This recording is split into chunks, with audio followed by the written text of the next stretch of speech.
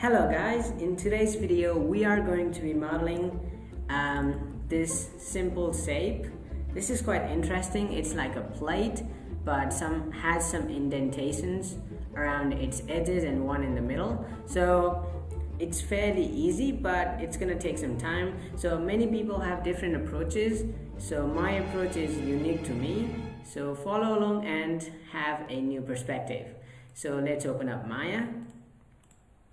And the first thing that we are going to do is, I do have the model or the physical model with me right now, so I'm not going to check that image. However, I will have the link to the image in the description box down below, so download it and refer to the image while modeling. You need to model this up in order to get the proper idea. So the first thing that we are going to do is create a sphere, and here under input we are going to decrease the subdivision axis and subdivision height to 8.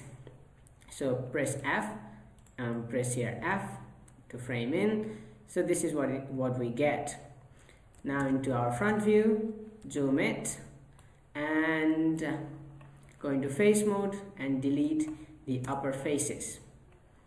And go into object mode, R to scale. Let's scale it a bit. Let's see. Let's do 3 first, and under Y, let's do 1.5. This seems to work. Oops. Z, okay, this seems to work. I hit G to undo. I think it's fine. Okay, now we see dark on the inside, so in order to see both the sides, I'm gonna go ahead and hit two-sided lighting. Okay. So now what we are going to do is we are going to duplicate the same geometry that we have around the corner. Okay, so we are going to select this and we are going to freeze the transformation, so all the values will going to be set to 1. Freeze transformation, and now we are going to go into our top view and let's see the grid and also shading. Lighting, two-sided lighting, even though it's not so critical. Sorry for the background noise, guys, it's dog fighting outside. Okay, anyway, why not we get rid of these time slider and stuff? We don't need while modeling. So hit down space, and on the blank part right here, left click and go into time slider, reduce or get rid of frame slider, command line, and we don't need toolbox as well for now. Okay, so that out of the way, we are going to go into our object mode. We're already in the object mode. Now let's duplicate this by hitting Ctrl D and hitting W, hitting X to snap it to grid. So you can see it right here. When I hit X, this button glows up. So yeah, now scale it a little bit in, so it's not the equal size, it's a little smaller. And now let's clear this out by hitting this button, freeze transformation, and let's hit D to center the pivot right in the middle. You'll know why. And right in the middle, we set the pivot of this object in the middle of the axis, a 0, 0 coordinate, so that we can duplicate it all around. So let's go ahead and hit Q and object mode, select this guy right here and hit E, but we are going to rotate around this. So how much are we going to rotate? We're going to be finding it out inside our edit duplicate special. Now let's go ahead and edit, reset the tool first, press start. Now what we are going to do is we need to go 360 degrees, and we have 6 this indentation around. So 360 divided by 6 is 60. So we need to have 60 degree around X. So this is X, Y, Z. I'm sorry, we need 60 degree around Y. Okay, so this is Y axis. And we already have 1, so we need 5 more. So hit duplicate special, we get it. We get exactly what we wanted. Now what we are going to do is we are going to select all of this, hit shift right click and combine. We can also go into mesh and combine right here. Okay, multiple ways to access the same menu in Maya.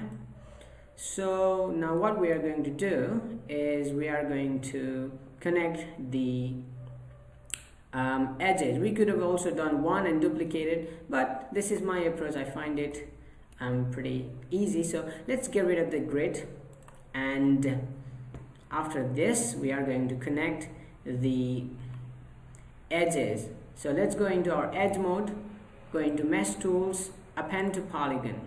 So first let's get these guys connected. Here, hit Y to use the last command. This guy and this guy, hit Y, choose the last command.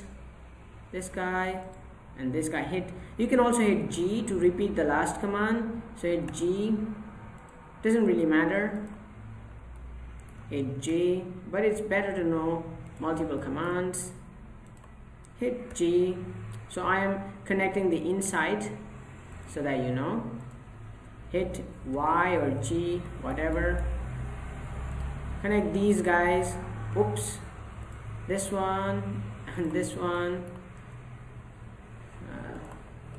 I'm hearing tractors outside my home. I hope you guys can hear it. Isn't it annoying? So connect these guys. Oh my god. Tractors at night. Wow. So where I live, this is what happens all day long, all night long. So we've connected all these. Now let's connect the outside parts. Hit Y. Connect the outside part. Hit Y. I actually enjoy modeling so much, guys. I just could do this all day long. Oops. I could do them all day long. I just love modeling. Okay, anyway, shouldn't get distracted. We should get this done. This is fairly complex for beginners, but after getting used to this, you're going to be good to go. I don't know why I'm rambling so much, but anyway, now here comes a little tricky part. Here you can see there is no division in between, so that we could have connected this one here and this one here. So what we are going to do is go into edge mode, hit Q and select this edge. Now let's divide it into two. So for that we need to go hit Control, right click, edge ring utilities to edge ring and split. Again, I'm going to show you here. We can hit G or Control right click, edge ring utilities to edge ring and split. So now what we can do is we can connect these. So shift select these two, shift right click, now bridge. This is another method. I want you guys to know multiple methods, not just one. We could have done append to polygon, but we've already done it. So we are going to bridge these, and these are now bridged. Now this guy, bridge, this guy and this guy, bridge. Now we can control shift right click and fill hole by selecting just one edge. Now it fills the hole. You can select any edge on this hole and shift right click and fill hole. Now there we go. However, if you see the reference image, let's see, this is round, but what we get, we don't get round. Contour. So what we are going to do is first let's select all these and extrude them out. Control E to extrude, R to scale and scale them out a bit. Hit G to repeat the last command, hit R and scale them out a bit. Now we want this outer edge to be round. However, we don't have any reference right now. So the best example would be a cylinder. So I'm going to create a cylinder and I'm going to snap these points, all these outer points of this mesh, our plate mesh, on that cylinder temporarily, and I'll delete the cylinder. So I'll show you how it's done. Bear with me, it's gonna look weird, but that would be the right way. So let's create a cylinder. Now let's see how many subdivisions should be there on the axis. So let's check it out here. So let's go into our edge mode and double click the outer edge. So let's see how many edges are there. To see it, go into display and heads up display, and we have poly count. So we can see here we have 20 edges. This is total number of edge in our whole scene, and this is in our this mesh, and this number right here associates with the outer selected edges right now. So 20 edges selected, so we have 20 edges around this corner here, so this is fine. So hit zoom, make this a little bigger, and delete the bottom and the side faces, and go into object mode, center pivot, and pull this down. So you can see we want it to be a little larger. Let's go into our top view, a little larger. So you see this is in the bottom. Let me click this button right here so we can see the wireframe. So we want to snap our plate vertices to the sphere temporarily. Okay, so what we are going to do is going to our vertex mode. Okay, so in our vertex mode, let's get rid of this grid. So in our vertex mode, this is our plate vertices. The vertices associated with our plate. Now let's connect it to the, not connect, well, just to line it up. So hit V to snap to the vertices or point, and click this and take it right here. Okay, so this way we are going to get perfect circle. So repeat, select this, hit V, and snap to the other vertices. Select this, hit V, snap. Select this, hit V, snap. Select this, hit V. I'm gonna say it over and over again unless it gets inside your brain. Select this, hit V, snap to the nearest. Select V, nearest. Select V, snap to the nearest. Select V, snap to the nearest. Select V, snap to the nearest. Select V, snap to the nearest. Select V, snap to the nearest. Select V. Okay, this is annoying, isn't it? I want you guys to know it all. I want you guys to know it all. Okay, now it is perfectly cylindrical or round. However, these are not aligned on the same plane. You can see here. Looks very bad, but don't worry. We are going to first delete our reference geometry, that cylinder. So deleted it. Now we need to bring them up. So what we can do is go into our vertex mode and select all of these vertices and wiggle or click this Y axis. So wiggle this, and what we can do is now you can see yellow on the Y axis. Before it was green, and let me show you.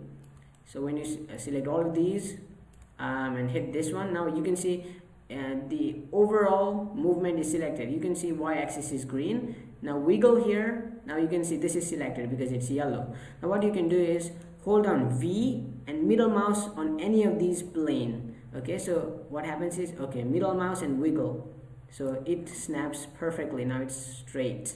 You get the point. Now what we can do is go into our edge mode, and I think it's pretty great. However, scale it in a bit. Control E to extrude, R to scale, and scale it out just a tiny tidbit, because we have sort of like extrusion there. So we can go ahead and go into our face mode, hitting right click, shift and double click on the adjacent face, Control E to extrude.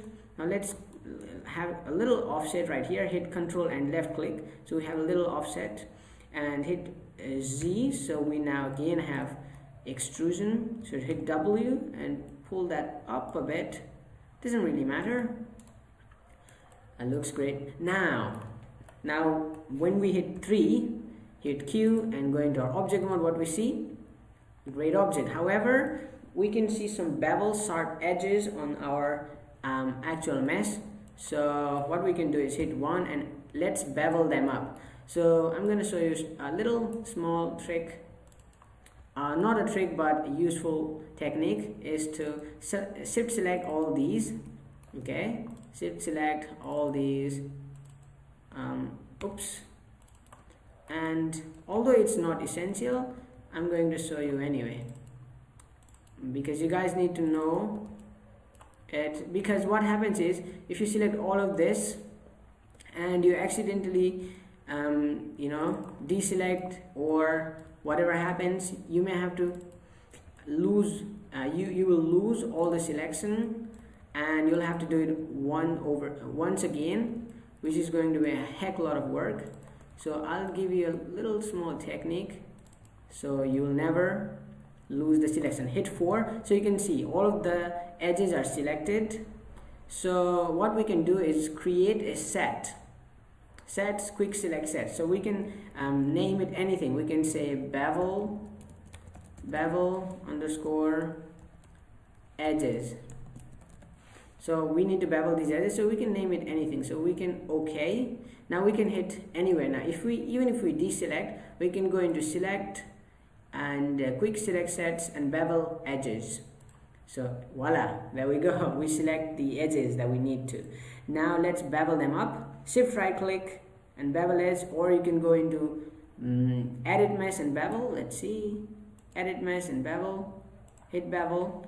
Now let's turn this off, because we want everything to be equal. So if we want to bevel this outside edge, so when we turn that fraction off, we will get the exact same bevel on every aspect of the mesh. So let's give 2 segment, and the offset should be 0.1. Looks pretty good. Hit 3, you can see the mesh. Okay, looks great. We may also want to add let's add some bevel here.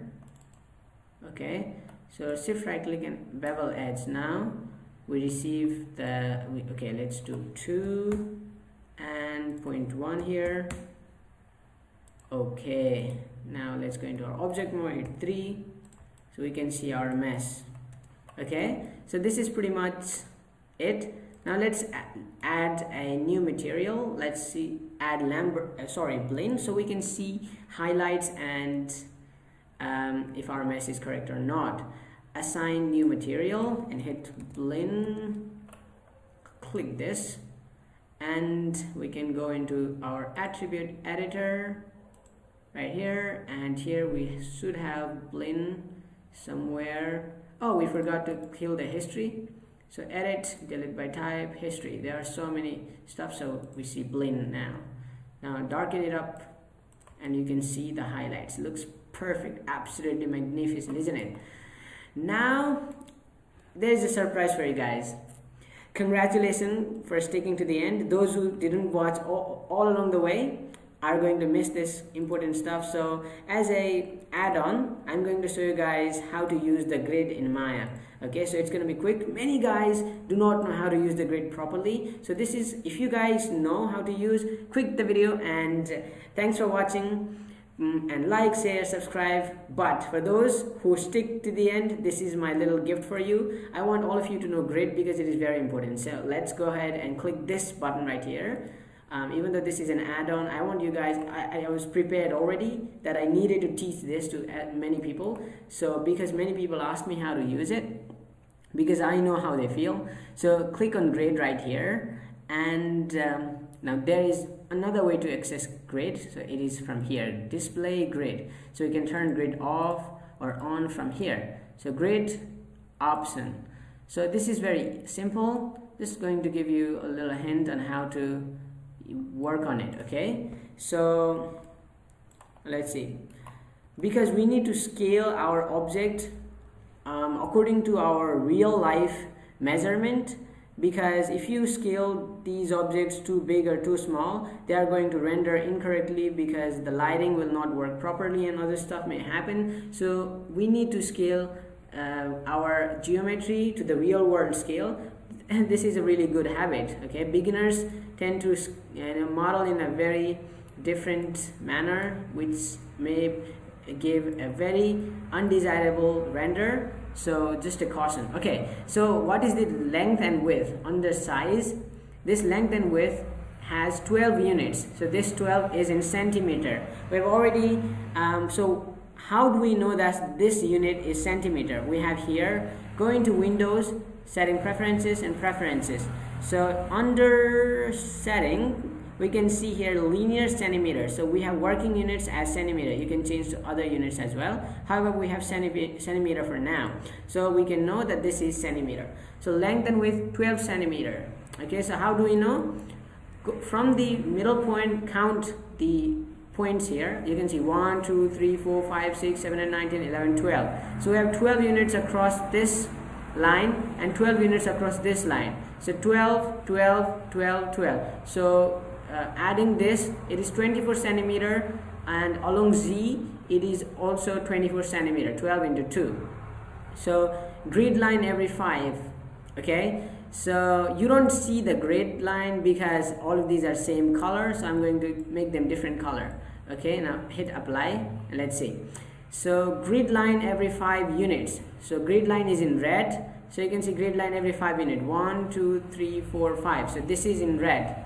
1 2 3 4 5. This is in red. So we can see grid line every 5 units. Grid line meaning red line every 5 centimeter.